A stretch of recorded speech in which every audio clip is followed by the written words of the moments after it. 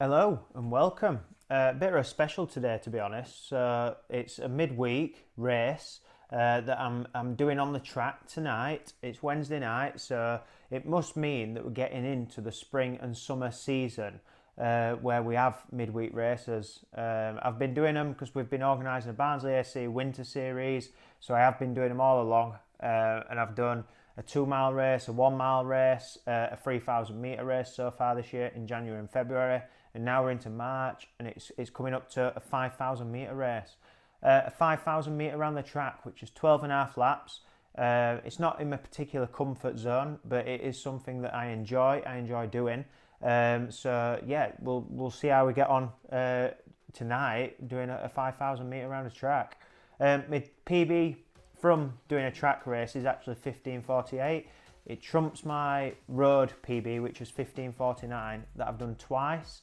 I've done it at Mid Cheshire and at Doncaster 5k.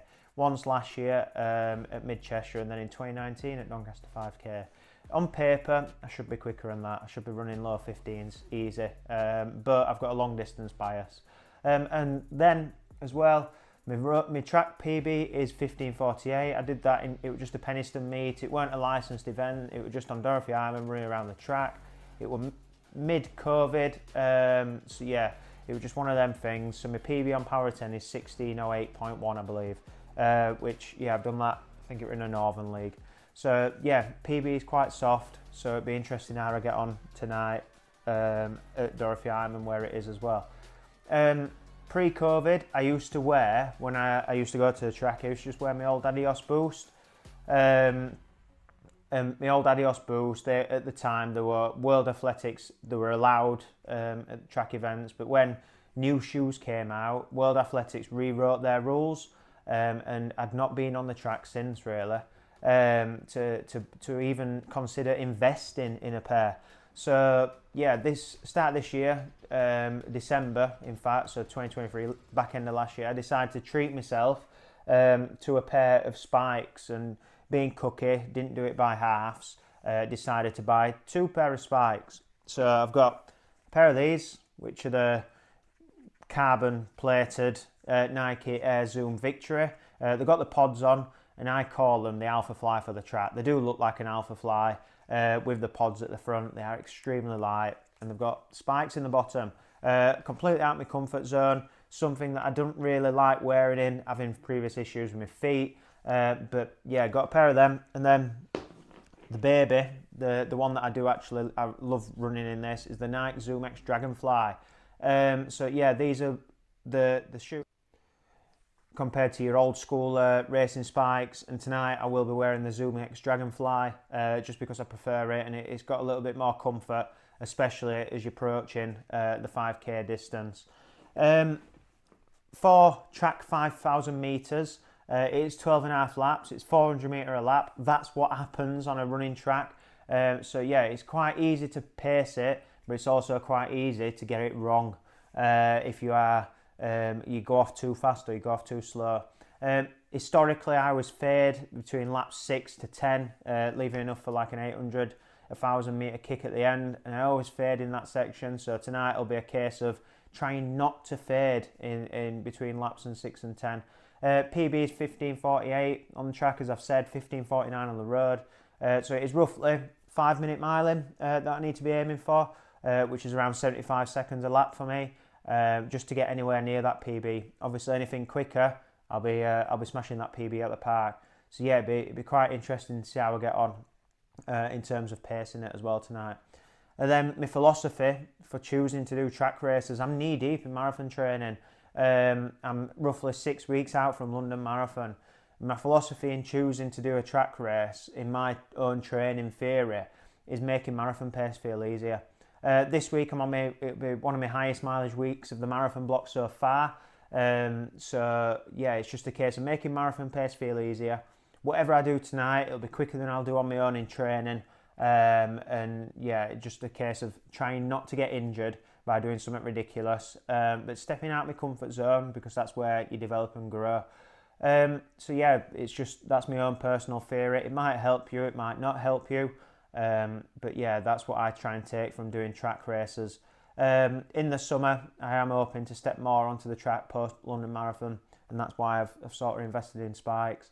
So yeah, it'd be interesting to see how I get on, especially 6 weeks out from London Marathon, and if my legs can cope. It's only been 3 days, well, today's the 3rd day since Retford half, my PB, my sub 70 PB at the weekend, and since then I ran 4.5 mile on a Sunday straight after the race. So since I've crossed the finish line almost, ran 4.5 mile on Sunday after the race, and then Monday went out and did 11 mile in the morning and 6 mile or 10k in the evening. So it was 17.3 mile day on Monday. Yesterday, Tuesday, were an 18.3 mile day with an 8 mile and a 10 mile. And then this morning went out and did 7 mile. So yeah, it's just accumulated fatigue, but we'll see how we get on and see if my body can cope. Also mindful of recovery. So yeah, after this week and pushing towards the back end of March, I'll start tapering my marathon mileage down as we go towards London. So yeah, heads up, watch out, and let's roll into some track races.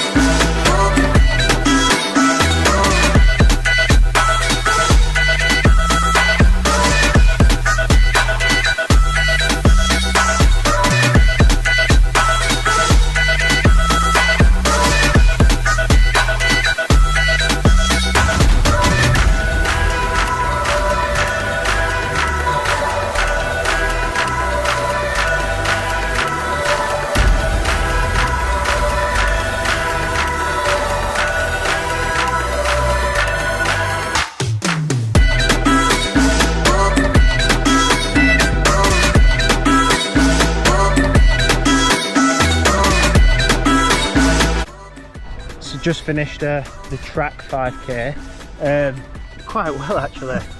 Not a PB, well it might be. I did semi PB on track officially. It's 16:08, but tonight I think I ran 16:08 flat, to be honest. So yeah, it is what it is. It was quite a lonely race on the track, in the back straight, probably from the 200 metre bend coming into the finish.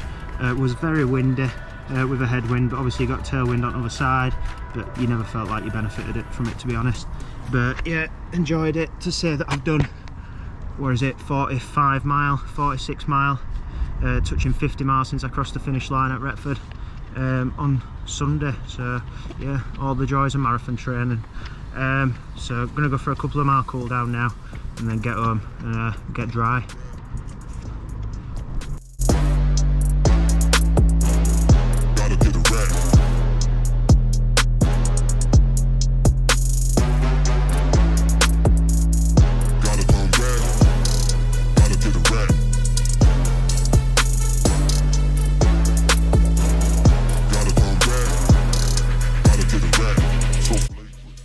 Forget to like and subscribe to the channel, because it really helps the channel out and more people get to see the videos and the journeys that me and Naomi are on, especially as we're battling towards the PB train at London Marathon in April 2024.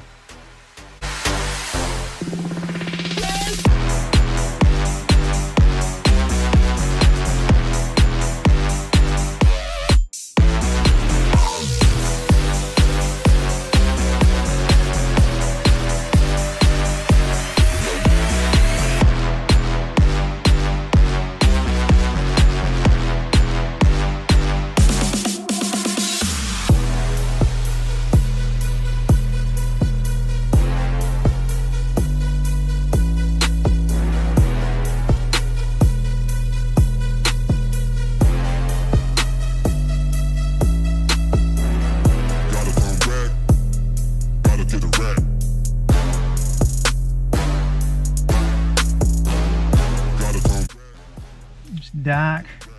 Back in the car. Eventful night at the track. Ended up running 16:06 on the results that I've just had a look at. So yeah, not too bad. Enjoyed it, and it's nice just to run a little bit quick, but not too quick. So yeah, the back from about 200 metre bend coming into the finish, it were a headwind, and I was just losing a couple of seconds every single lap. So yeah, it is where it is, and a couple of seconds over 12 laps adds up, and I'll let you do the maths, it's 24 seconds. So yeah, that's where it's won and lost tonight. But yeah, enjoyed it. Nice to turn the legs over, and just try something when I'm knee deep in marathon training. I will probably have a go at a 5k park run sometime soon, when I am a little bit fresher, before the marathon block finishes.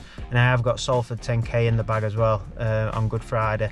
So yeah, that's another chance to just have a little blast, and reap the rewards sort of marathon training, and the fitness that I've gained. Sometimes you might not PB in the marathon, but you might have chance to PB over the other distances. So there's always a good swing to have a go, especially beyond marathon training, beyond your A goal, whilst you have got that fitness to just bank sometimes that you might not have had chance to have a go at before. So yeah, cheers for watching. I hope you've enjoyed it. Sorry it's a little bit dark right now, but I'll catch you at the weekend when me and Naomi are doing another park run, and we've got a long run on Sunday. We're going around the beautiful Lady Bower and Derwent Reservoir again. Been a while since we've been there. So yeah, cheers, thank you, and just keep running.